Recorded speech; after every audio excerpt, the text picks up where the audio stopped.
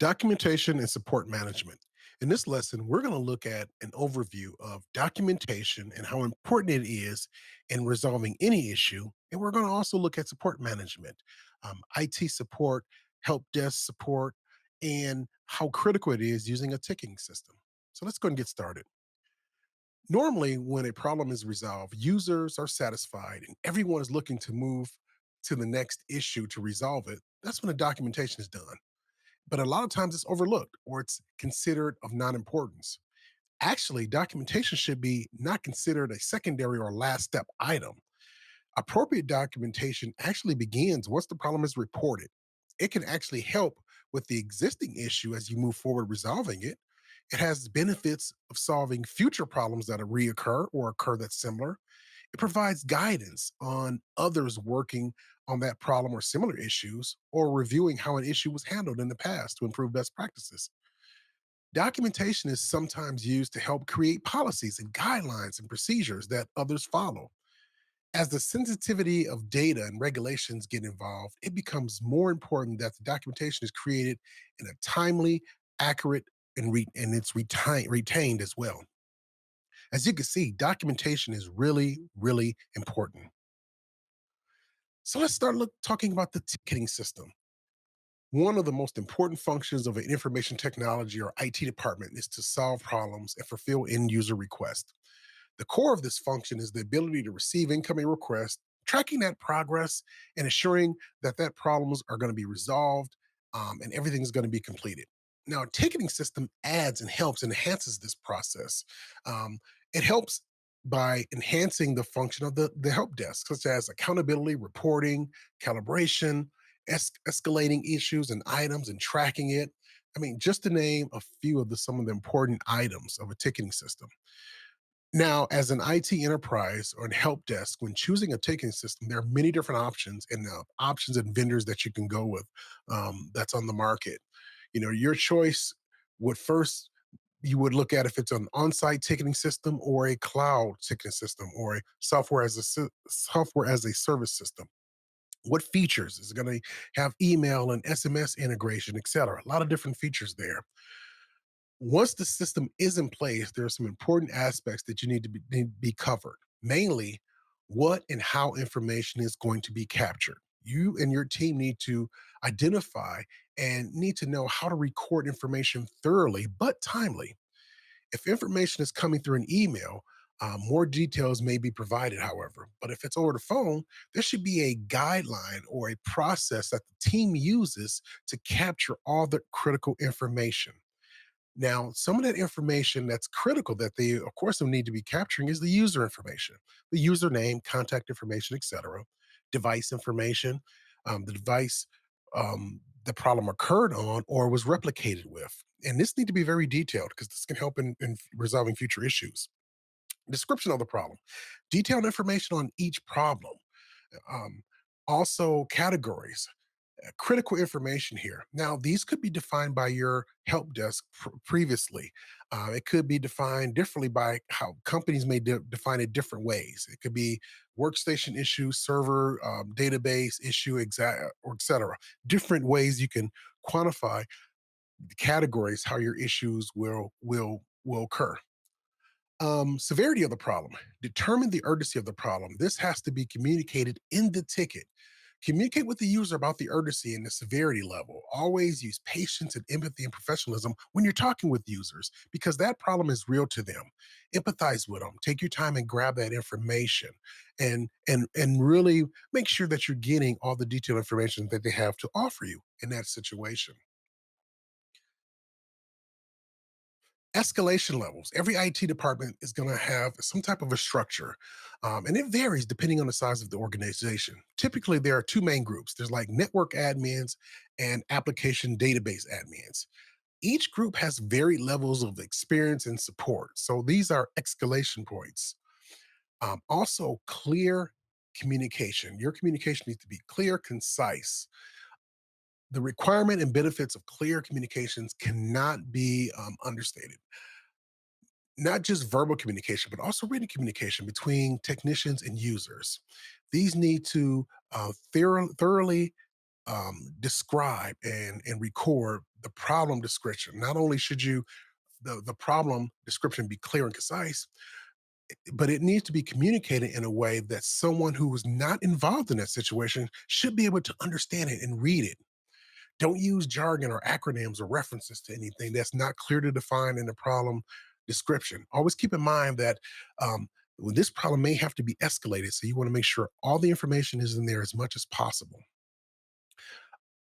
Progress notes, progress or problem resolution, all those need to be clearly defined.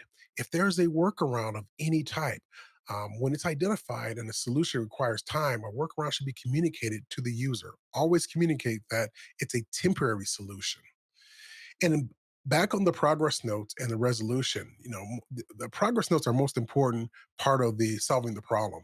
Be as transparent as possible. If a user stops communicating, give a drop dead date when that ticket will be suspended or closed. And finally, the resolution. Again, this is the last step in resolving that problem, but the resolution or the steps to the resolution should be clear and concise, written communication. This also serves as a reference to other technicians with the same problem. So this is where that future activity come in when they can look back on those tickets and glean information that your team recorded there. Asset management is another important piece of enterprise help desk and enterprises of all sizes. Asset management is critical. It's the IT's department's responsibility because IT assets are considered a fixed, tangible assets. When equipment is initially purchased, the accounting department records it as an asset on the company's general ledger because it adds value to the company. Over time, however, these assets lose that initial value. The accounting department will depreciate the value of the asset based on its perceived lifespan. The management of these assets and the benefits of the organization and defining the organization's worth. So that's where the assets come in. Now, there are many types of asset management systems out there as well. Some types are separate, sometimes fit right into the ticketing system. The main job of the system is to allow an asset or equipment to be tracked by an associating number or some type of characterization. Um, and it's tagged to the condition, the business unit, and perceived value of that equipment. Now, assets can be equipment, physical equipment. It could be software. It could be furniture. It could be different types of asset there. Now, important parts of asset management: inventory lists. This is a way an organization lists and provides details of the asset it owns. This covers a range of different types of assets, like I said, from tangible fixed assets as property and equipment, all the way to intellectual property and software. Database systems, asset management systems that gather data from an operating system in an organization. Sometimes they run by an agent. An agent have to be installed on an in device. It can be deployed automatically out to all the endpoints, and it will record that information for accurate inventory. Asset tags and IDs. The asset tag is often a permanent metallic sticker or a metal plate, sometimes that's riveted into the equipment. Reports can be produced from the information. Now, the procurement life cycle for IT systems, typically, life cycle of IT systems consists of the purchasing, deploying, managing, and the retiring of that equipment. Warranty and licensing. It tracks and manages device warranties and licenses. Assigned users. These are users that's actually assigned to manage the assets all through the life cycle process. Acceptable use policy. This is an important documentation that enterprise and large companies use. The acceptable use policy, or considered as the AUP, it's the internal company's policy that's used to protect resources from employee abuse. This could be computers, this could be devices, whatever equipment that the corporation has. They have policies on how the employees are to use that actually equipment. A network topology diagram. This is a combination of physical and local documents that detail the network. This is very critical in troubleshooting and diagnosis. Regulatory compliance requirements. Company procedures and guidelines based on regulations created at the federal level.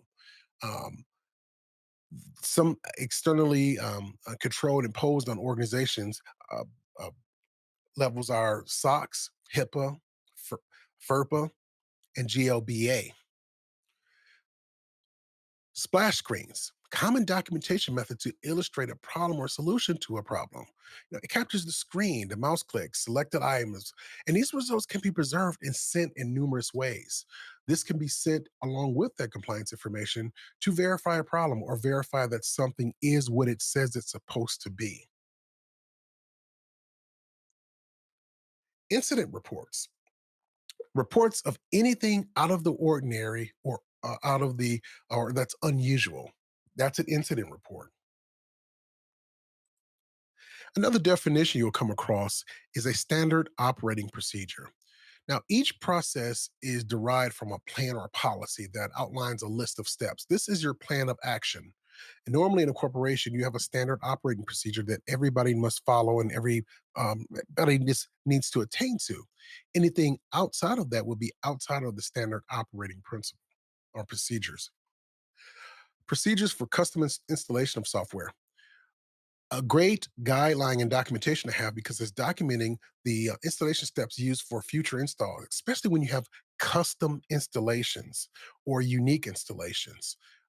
These are the procedures for custom installations of that software. New user setup checklists. Often, when a company is hiring new users, they may have an onboarding and offboarding process. The onboarding process will consist of list of steps that the HR and IT and other departments involved with the hiring process will need to follow through to take place to onboard that employee. It could be how to log in, how to set up the email, and it's different steps that the new user setup checklist they would have to follow to make sure that everything is covered to make that employee successful. On the other side of that, the end user termination checklist is when you're offboarding an employee. This is initiated by HR and conducted by AT. HR may initiate the offboarding by removing information or noting the HR record that that employee is no longer with the company. And it can be handed off to IT that will remove credentials and emails and anything else the user will use in the system. Also, you may come across in organizations that they use a knowledge base of articles. Basically, a knowledge base is a collection of problems and solutions with solutions that both your internal customers or your IT staff and your external customers or end users can use to solve problems. Sometimes this knowledge base is a database, what a web-based front end that you can use to search things by keywords, a title or introduction, sometimes systems. There's other ways you can search for problems that happen. These are input from your ticketing system and any type of documentation. And this is again a critical reason why documentation is important because as you grow your IT help desk and your ticketing system and resolving problems, it builds on those where you can refer back to those situations and help the future IT people and everyone else resolve problems in the future. All right, in this lesson, we looked at important documentation and the IT help desk ticketing system. A lot of the areas that we covered are the ticketing systems, asset management, types of documents. We talked about the knowledge base in detail. I want to thank you for joining me for this lesson, and I will see you in the next lesson.